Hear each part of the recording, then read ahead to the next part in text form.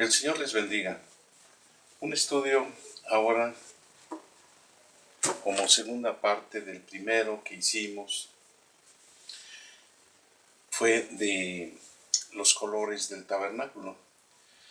Y dimos una explicación sobre los colores que van en un orden. Y ahora a continuación este estudio, este tema es continuación del primero.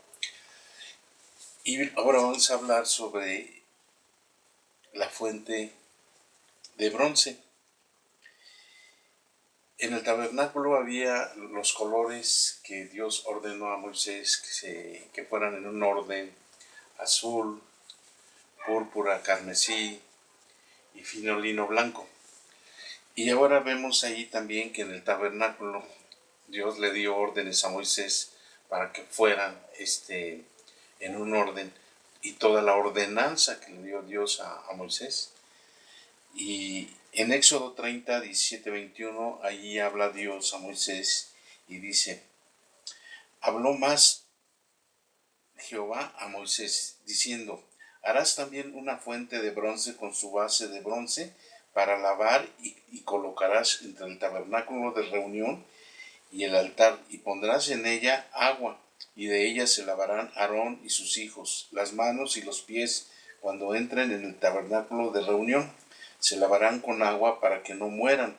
Cuando se acerquen al altar para ministrar, para quemar la ofrenda encendida para Jehová, se lavarán las manos y los pies para que no mueran, y lo tendrán por estatuto perpetuo, y él y su descendencia por sus generaciones.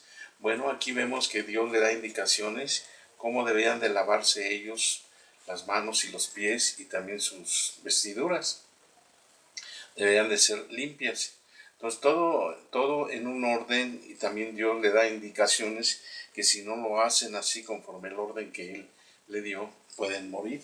Dice: se lavarán las manos y los pies para que no mueran, y te dan por estatuto perpetuo Él y su descendencia por sus generaciones. Y la descendencia es por sus generaciones, nos alcanza hasta el Nuevo Testamento, porque ahora el Señor Jesús, con el Evangelio que nos trajo, que su Padre le dio, ahí también es una figura, es una sombra, un retrato de lo que es el tabernáculo. Cristo es el retrato, es la sombra. Y entonces aquí vemos también en un orden también cómo Dios les manda y les da el agua.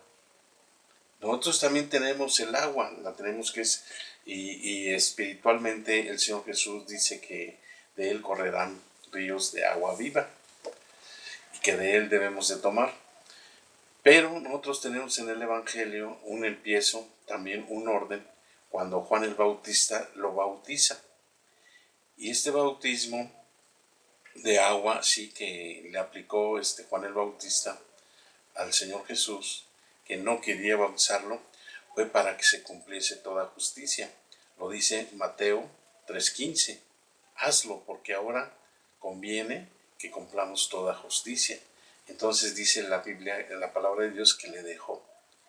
Entonces lo que nosotros vemos ahí es un empiezo ahí del Evangelio, donde y cómo el Señor Jesús, Él llevó todos los pecados de toda la humanidad.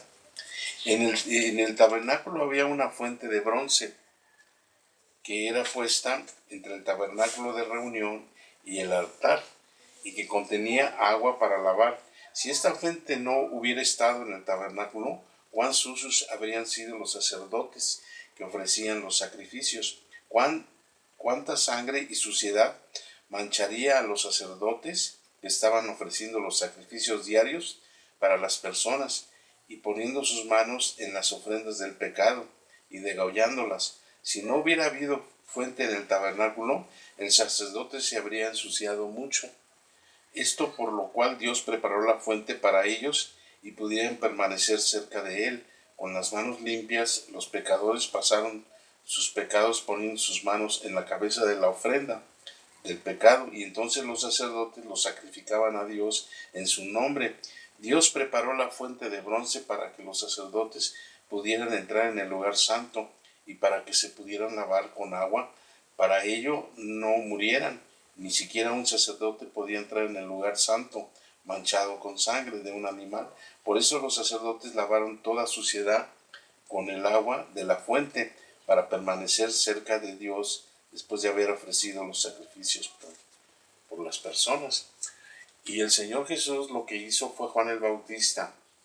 Al bautizarlo fue en ese momento para haberle pasado todos los pecados de la humanidad, como el Cordero de Dios que quita el pecado del mundo. Al otro día Juan lo declaró, dice, este es el Cordero de Dios que quita el pecado del mundo. Entonces él lo declaró y porque ya lo había sumergido, y lo que quiere decir bautismo es sepultar, es pasar, meter, es sepultura. Entonces lo que ahí hizo Juan el Bautista, que le pasó todos los pecados de la humanidad, conforme hacía la ley levítica, conforme al tabernáculo. Y empezó ahí con el agua, ahí en el bautismo del Señor Jesús, que quiere decir sepultura, sepultar. Él, en ese momento, ese evento, el apóstol Pablo lo describe. Él dice en Romanos 6 que ahí juntamente con él fuimos todos bautizados, fuimos sepultados para muerte por el bautismo. Así lo declara Juan en Romanos 6. Entonces ahí vemos que el agua es muy importante, el bautismo del Señor Jesús. No el bautismo de nosotros, el bautismo de Él. Porque allí fue donde, ahí empezó el Evangelio, y ahí fue donde recibió los pecados de la humanidad, para después llevarlos a la cruz, y con su muerte en la cruz y su sangre, borrarlos y llevarnos a resurrección. De esto está hecho el Evangelio, el plan de Dios, la obra de Dios. Y es muy importante recibir el bautismo del Señor Jesús, porque es el agua. El agua es la que nos lava, y la que también el animalito que Dios puso, que es el Señor Jesús, él en ese momento ahí recibió todos nuestros pecados. Lo dice en Isaías 53, que ciertamente Él llevó todos nuestros pecados, todas nuestras iniquidades, todas nuestras transgresiones, todas nuestras rebeliones. Llevó Él todos nuestros dolores, padecimientos, y Él llevó también nuestras enfermedades, y por su llaga fuimos curados. Ese evento se cumplió en el bautismo del Señor Jesús. Allí fue donde Él recibió todas nuestras iniquidades y rebeliones. Esa es la fe que debemos de tener. Esa fe de certeza y convicción la debemos de poner en el plan de Dios, en lo que Dios hizo, preparó Él para que nosotros tuviéramos una salvación, tuviéramos un nuevo nacimiento y fuésemos declarados ya justos, nuevas criaturas. A través del bautismo de Jesús por Juan en el río Jordán, se transfirieron todos los pecados del mundo sobre él, y su inmersión total en el agua simboliza su muerte, y su inmersión del agua representó su resurrección. En otras palabras, Jesús fue bautizado por Juan para tomar todo el pecado del mundo, pagó el pecado, el precio del pecado, y murió en su cruz. Su muerte fue para pagar el precio por nuestros pecados, y su resurrección nos dio la vida eterna.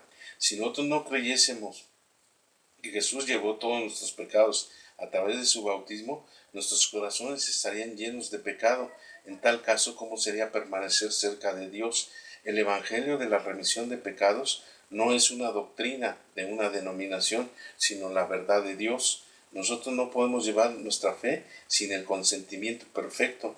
En otras palabras, nosotros no podemos vencer al mundo si nosotros realmente no consideramos que Jesús fue bautizado por Juan y él venció al mundo. Así como todo ser viviente necesitamos el agua para sostenerse vivo. Nosotros necesitamos la remisión de pecados y el agua del bautismo de Jesús para vivir por la fe y entrar en el reino del cielo. Jesús tuvo que ser bautizado y murió en la cruz, resucitó para salvarnos de tus pecados. Este es el evangelio de agua y espíritu en el que debemos de creer con todo nuestro corazón. Por eso le dijo a Nicodemo las palabras así a Nicodemo: mira, Nicodemo, es necesario nacer de nuevo de agua y espíritu. Y ahí nosotros debemos entender que lo que le dijo a Nicodemo fue el evangelio, nacer de agua y de espíritu. Nosotros tenemos en el evangelio, tenemos la palabra de Dios y tenemos todo bien, pues, en un orden. Aquí dice en la epístola del apóstol San Pablo a Tito, dice: Él nos salvó no por obras de justicia que nosotros hubiéramos hecho, sino por su misericordia, por el lavamiento de la regeneración y por la renovación en el Espíritu Santo. Ahí vemos que está nombrando ahí el lavamiento, que es el agua. Y el apóstol Pedro también él da testimonio, porque el bautismo que corresponde a esto nos salva por la resurrección de Jesucristo. Entonces nosotros debemos de ver que es todo un orden. El evangelio, la palabra de Dios, lo que Dios él preparó, una obra perfecta, debemos de verla también a través del tabernáculo, desde el tabernáculo, y poner nuestra fe también en el tabernáculo, porque ahí fue donde empezó Dios a perdonar los pecados así al pueblo. Y nosotros tenemos un tabernáculo que es el Señor Jesús. Y entonces Él se tabernaculizó cuando Él nació aquí, vino a la tierra, se hizo tabernáculo. Y nosotros debemos entrar a ese tabernáculo a través de la obra que Dios preparó, una obra perfecta, una obra que no le falta nada, un evangelio que no debemos nosotros de contaminar, sino estar de acuerdo con todo lo que está escrito aquí en la palabra de Dios. Y los apóstoles dan testimonio de este hermoso evangelio. Los apóstoles dan testimonio en sus cartas de que así fue. Ellos declaran, Juan el evangelista, él nos dice en su primera carta, del apóstol Juan, nos da declaración que tres dan testimonio en la tierra: el agua, la sangre y el espíritu. Y estos tres concuerdan en uno, así lo dice él. Entonces, si ellos declaran que así fue, como también Lucas nos dice también que él investigó minuciosamente, y él dice que con certeza y que esa es la verdad, lo que él declara. Y entonces él da testimonio del bautismo del Señor Jesús, y Juan el Bautista, que es el que como sacerdote le toca bautizarlo. Entonces nosotros debemos de poner en un orden todo esto, porque está aquí lo tenemos tan claro, pero nos han predicado un evangelio que es falso, que es parecido, que es otro evangelio, lo que dice el apóstol Pablo en Gálatas: si alguno nos predica otro evangelio, sea anatema.